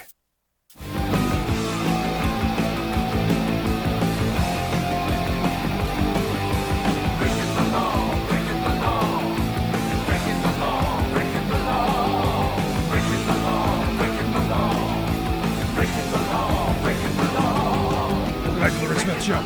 Check out the website, thericksmithshow.com. So some interesting news. I mean, I'm sure everybody's heard of the Milwaukee County Sheriff David A. Clark Jr. I remember the picture of him in Russia standing out in front of standing out in front of the Kremlin. Again, all roads seem to lead back to Russia. Anyway, evidently he's claiming that he's going to leave his job as sheriff, going to take a federal appointment as Assistant Secretary of the U.S. Department of Homeland Security. Oh, joy. I cannot wait to find out what this means and, well, just how bad this is going to be. My goodness. Which is why we've asked Tom Javits to come talk with us. He's Vice President of Immigration Policy at the Center for American Progress. Tom, thanks for taking time for us. Sure. Thanks so much for having me. So we've got the guy who's heading up one of a horrible jail system there in Milwaukee where people have died under his care. We're now putting him in charge of part of that, I guess, huh? Well, I mean, before we get to that, I will say it's not even really quite clear what's going on, right? He's such a provocateur. He is really a loose cannon. All we know about this is that he declared on a local radio station that he had accepted this position. But shortly after he did that, DHS actually tweeted out something indicating that they have not really made a decision yet or no formal announcement. That was yesterday at 5 p.m. We haven't heard anything since. So, this could well be an instance in which he just got out ahead of himself, like he probably often does. It could be something that they started to have second thoughts about, but right now we're still waiting for an official announcement from DHS. I got to be honest. He's probably the last guy I want in a position like that, given the personality, given the history, and the fact. Again, I go back to Russia. What the heck is a sheriff from Milwaukee doing in Russia? Yeah, I mean, so it's unclear what position he thinks he may have accepted. There are a couple that we're looking at. There's an assistant secretary position for the Office of Partnership and Engagement. There's also an assistant secretary for the Office of State and Local Law Enforcement. He's been sort of rumored for both of those.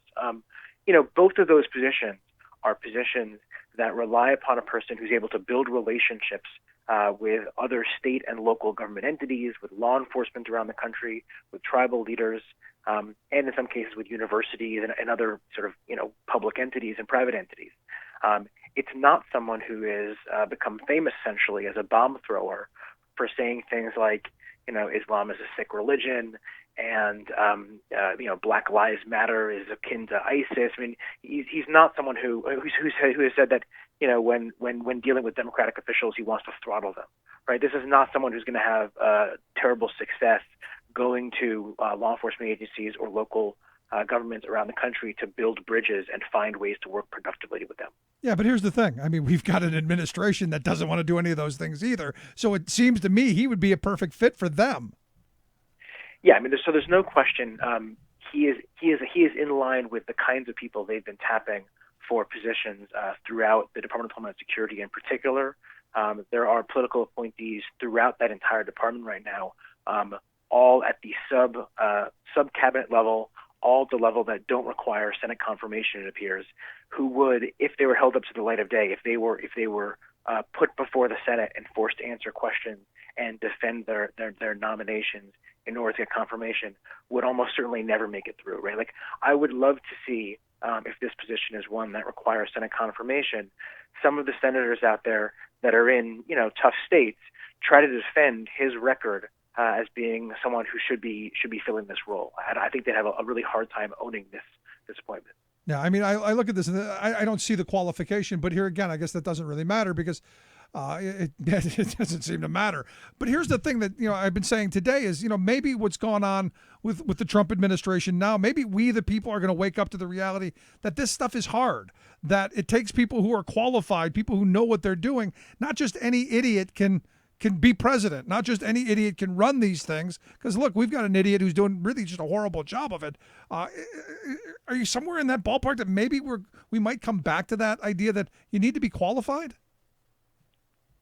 Yeah, I mean, I think we're all trying to find silver linings right now. I mean, for me, working in the immigration space, I look at this as being one of our low points, right? I mean, we are seeing policies. Just yesterday, we had data come out indicating the tremendous ramp up in immigration enforcement under this administration that is dramatically increasing the apprehensions of people who have no criminal histories whatsoever. The idea that this administration is targeting, quote unquote, bad hombres has been betrayed by their own data, which shows that they're actually really going after everyone and tearing apart families. The hope is that out of this divisiveness, we're able to build a broader and stronger coalition that can stand for progressive values going forward. And I think we got off to an amazing start the day after the inauguration with the Women's March. Just 1 week after that, we had people turning out in airports around the country in defense of American values and in opposition to the Muslim ban. And I think it's our duty to keep up those efforts, because if we don't, these things don't happen by themselves. They really require people engaging in our democracy in order to stand up for what they believe in. Yeah, I mean, I look at someone like Clark and the message that would send, especially to the undocumented population, and it's nothing good there. Yeah, I mean, what is he famous for? Just a few weeks ago, staff at his jail were put before a grand jury because they were involved in the death by dehydration of a prisoner who was denied water for weeks. He is a sheriff who became famous because his jail policy required the shackling of a pregnant woman while she was in labor, and her baby died during the process. This is a guy who is really the worst of the worst when it comes to law enforcement. And it's really upon, frankly, it's on all of us, but I think it's on other law enforcement leaders to stand up and say, he's not our representative, and we think that he's not the person that we want to be engaging with in a productive way to try and, ensure that we can best protect our communities. Yeah, but here's the thing, Tom. I mean, there are a lot of people who go, we need that kind of, iron fist. Law enforcement should be, rough and tough, and those prisoners shouldn't be handled with kid gloves. And you look at this stuff and you go, there's two very different worldviews on how we handle this stuff. Do we really want that kind of a mentality at higher levels? I don't even want him where he's at. Yeah, I mean, I agree with that. I mean, I saw someone say yesterday that Milwaukee's gain is the country's loss. Yeah, so I mean, I agree with that. And I will say, and I don't work in the criminal justice space generally, but I've worked around people who focus in that area, and there's been a lot of strong bipartisan effort in recent years to put together policies that are, sort of that don't follow that standard sort of tough on crime line, but instead try to be, a little more intelligent about how we're going to be designing policies. So, for instance, this is a guy who cut all rehabilitation programs in his jail and was waking up the people who were in the jail with bullhorns in the morning because he thought that rehabilitation has no role in the criminal justice system. That's ridiculous. That's counterproductive to good government. These are individuals who will be back in society again. The idea that you would think that pausing their lives for months or years without trying to assist their rehabilitation is a good public policy is absurd. And it's one reason why he lost control of his own jail. So, yeah, he is not a person, I think, there are people who subscribe to that view. I don't think that view is the dominant view. And I think we've seen a rising trend of bipartisan support, much of it rising up in the states and localities, much of it rising up in Republican districts, just like in Democrat districts, saying we need to be smarter on criminal justice policy. And he is not an example of that. Is there any way to stop this? I mean, look, when I saw this, I was literally shocked. I'm going, really? This is who they're going to choose? Is there a way to stop this? Is there a confirmation process for him to go through, or is this just one of those patronage appointments? Well, I mean, I think they're good question. I don't know the answer to that completely. I will say that the fact that DHS, just a couple of hours after he made his announcement, put out that tweet, I don't know quite what to make of that, other than to think that, either it wasn't a done deal, or even if it was a done deal, they think they need a little bit more time to think it through. So maybe this thing's never going to materialize, and he's just going to look like a bozo. If it was more of a done deal, and they do come forward with the formal announcement, then I think we should take a look certainly at precisely what position is he being appointed to, what are the responsibilities of that position, and are those responsibilities the kinds of things that don't in fact require confirmation. It looks like from the initial news articles that the positions they're targeting haven't historically required confirmation, so there might not be a direct way of blocking it through the Senate process. And so then I think it'll just come down to essentially what what people say, what people do, right? How do we respond to the fact that a person like this is taking over that role? He's not the first person being put in one of these positions that don't require confirmation, that are wholly inappropriate for those positions. And so I think, these are just things we're going to need to watch and try and make sure we maintain accountability. I mean, it's scary because, look, I'm not a huge fan of the Department of Homeland Security anyway. I mean, the powers that they have, the overreaching powers, I would say, I don't want anyone to have, especially someone like this, especially people with this kind of authoritarian leaning. That kind of frightens me. Yeah, I mean, again, for his position in particular, I mean, he's not going to be the director of ICE. Right, he's not going to be the person who actually directly controls the deportation officers and agents that go out into the field to do enforcement action. We understand his job will be to essentially form partnerships and engage with other states and localities, other law enforcement agencies. Some of that will we can imagine with certain jurisdictions that may have the same mindset as him,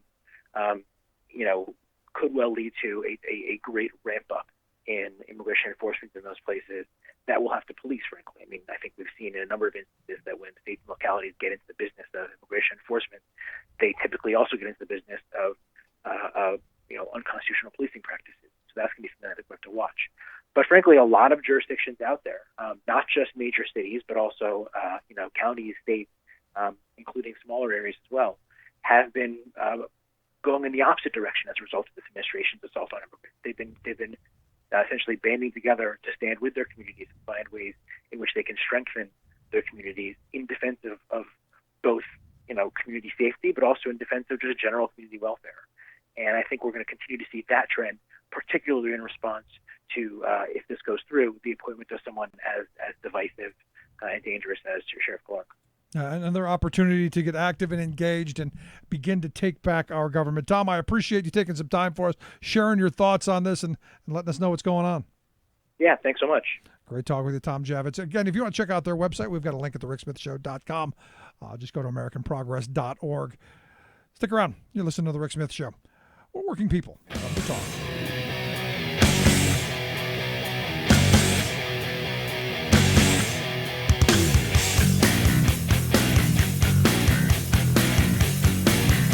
Listening to The Rick Smith Show.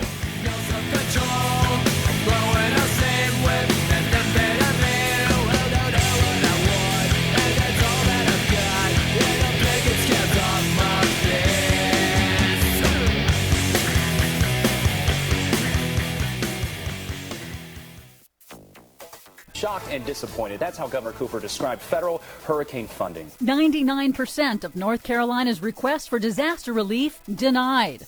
April 2017, the second hottest April ever recorded for the planet.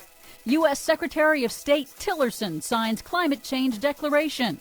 Plus, U.S. military warns of national security impacts of climate change. Again. All of those stories and more straight ahead. From BradBlog.com, I'm Brad Friedman. And I'm Desi Doyen. Stand by for 6 minutes of independent green news, politics, analysis, and snarky comment. When Obama was, channeling money and funds to green energy companies, Republicans were always saying, oh, he's picking winners. Yeah, at least he was picking winners from the future.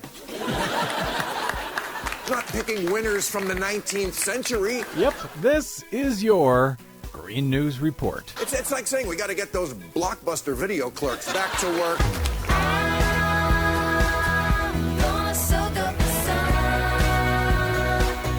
Okay, Desi Doyen, half the state of North Carolina was underwater or affected in some way by Hurricane Matthew, and yet Congress and Donald Trump just won't give them any more than, 1% of what they requested in disaster relief? Yeah, that's right. President Donald Trump and Republicans in Congress have denied nearly all of North Carolina's requests for disaster recovery funding in the aftermath of Hurricane Matthew back in October. Well, that'll teach him to elect a Democrat for governor. Hurricane Matthew killed an estimated 28 people and caused more than $5 billion in damages and losses across half of the state's counties. The state requested about $930 million in federal disaster recovery funds to repair critical infrastructure. But at a press conference promoting hurricane preparedness, North Carolina's Democratic Governor Roy Cooper said he's been informed they'll receive only about 1% of that request. I was shocked and disappointed to see the paltry amount of money that was appropriated out of a $930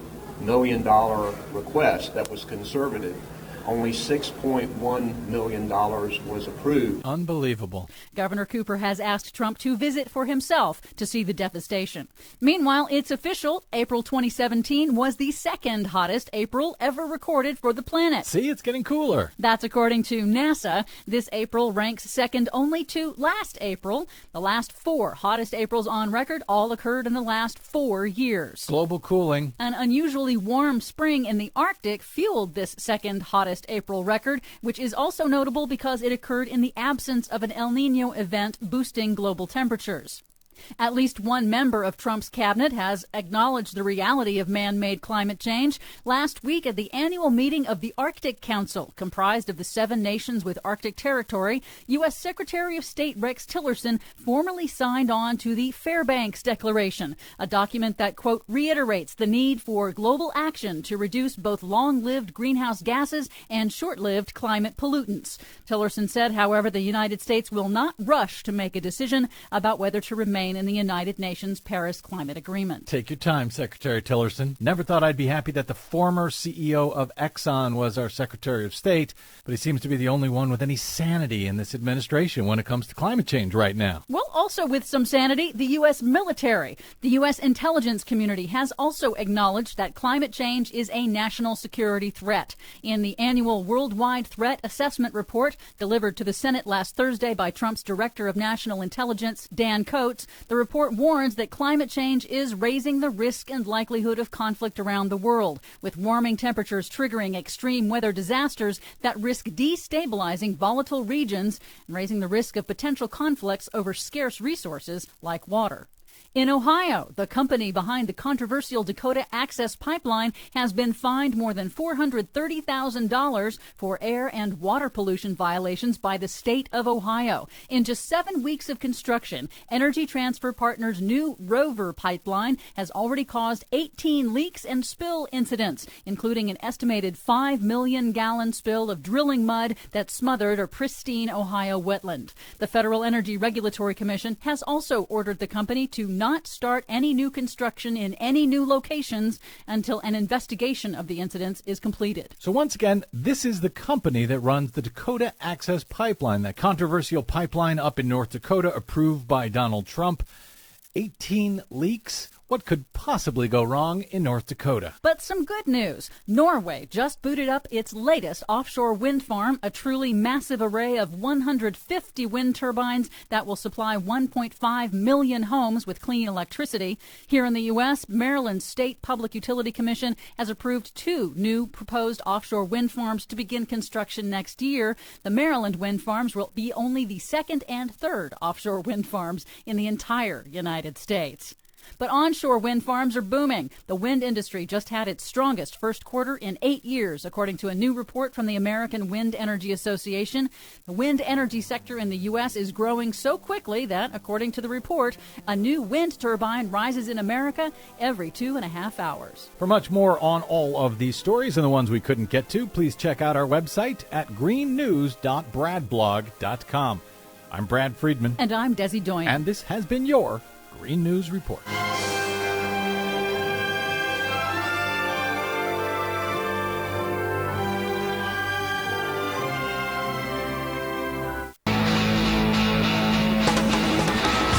Making the blue bloods see red. The Rick Smith Show.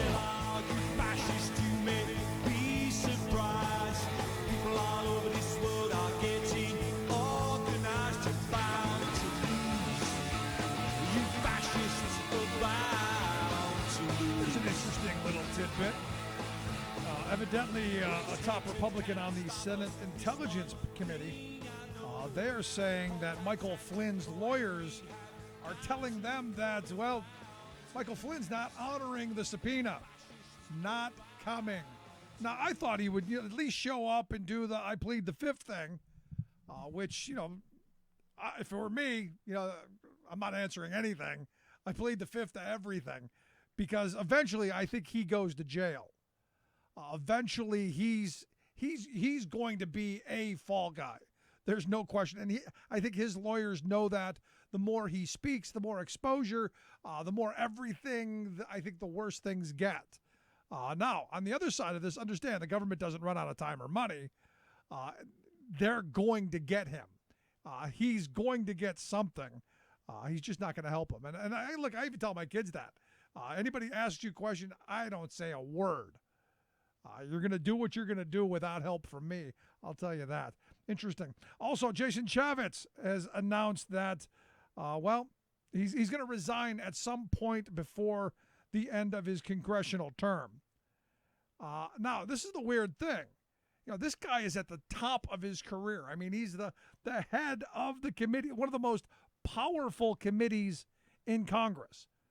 He is the chairman of the House Oversight and Government Reform Committee, the top investigative body of the House of Representatives. He is and going to walk away from it. You got to wonder what's bubbling under there. Are there some Russian connections? Maybe, a little on the something, little friend on the side, maybe, or maybe the reality knowing that 2018 is going to be a bloodshed year for the Republicans. I don't know, but it will be interesting to see what happens. Because I was just wondering about this the other day. Because there was all that buzz around Chavez leaving. Was he going to leave, that weekend? Was it coming in days? And then it was silence. But here he is, still talking about leaving. Now, he recently subpoenaed Comey's memos and invited the fired FBI director to testify next week before the committee. I don't think that's going to happen either. Now that you've got the special prosecutor, I don't see Comey saying anything. I don't see Flynn saying anything. In fact, I don't even see the Republicans saying anything because they're hoping for silence. They're hoping for some darkness. It'll be interesting to see where this takes us, which is why I think it's important that we stay active, we stay engaged. Today we talked about the March for Truth. The hope is people will take a look at their website, marchfortruth.info, so that you have the ability to, maybe if there isn't a march in your neighborhood on June 3rd, maybe get a sign and start your own march, and see have people join along. Good stuff. Anyway, this story caught my attention. And it's one of those moments where you go, maybe sports have gotten a little too crazy. There's this LeVar Ball, who was a superstar basketball player at UCLA. I guess expected to be one of the one or two picks. Evidently, the father wants him only to be taken by Los Angeles, the Lakers. But he's pushing out the idea of a shoe deal. And this is part of this idea where as a parent. I've had these conversations with my kids. I never want to embarrass my kids, and I never want them to look to me and go, "Would you shut up already?" I'm hoping this kid will tell the old man to shut up. He was on one of the radio programs and he was saying that in order for any tennis shoe company to sign a shoe deal with his son, it was going to be $3 billion. And you go, wait a second. Hold on. $3 billion. The kid hasn't made one shot in the NBA, and you're saying billions. He says, quote, "If they want to talk to me now, it just went up to 3 billions. 3 B's. Billion, billion, billion."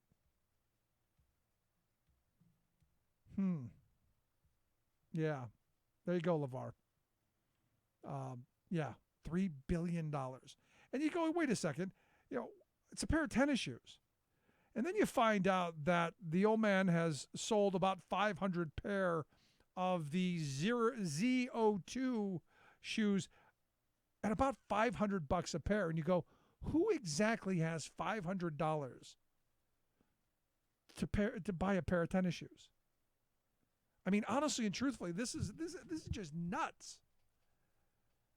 But evidently, he says he's sold about 400 to 500 pairs of them, and I guess he's gonna cash in on the kids' success one way or another. But it's one of these things where you go, do you think that any team choosing this kid, which his name is Lonzo Ball, the father's LeVar, do you think any team that's going to choose this kid is going to want that kind of nightmare? And he better be really damn good to have to put up with that. Just bizarre. I mean, we've really fallen into this weird world.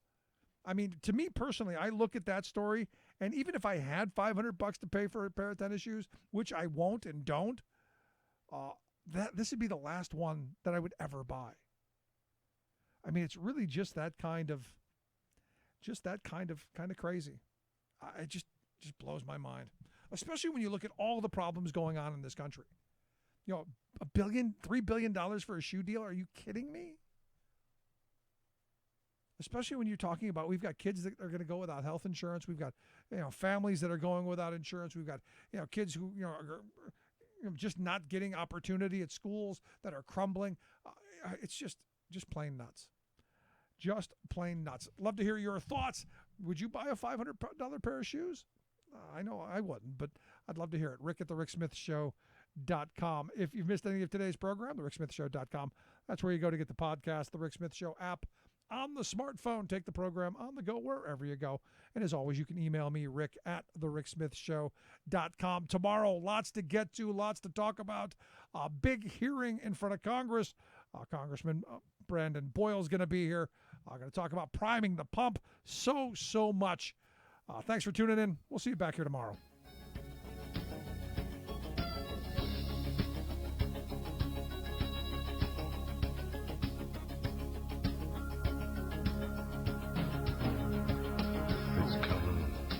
You've been listening to The Rick Smith Show. Together, we can make America better. Email Rick at thericksmithshow.com or interact with us anytime at thericksmithshow.com. Until next time, this has been The Rick Smith Show, where working people come to talk.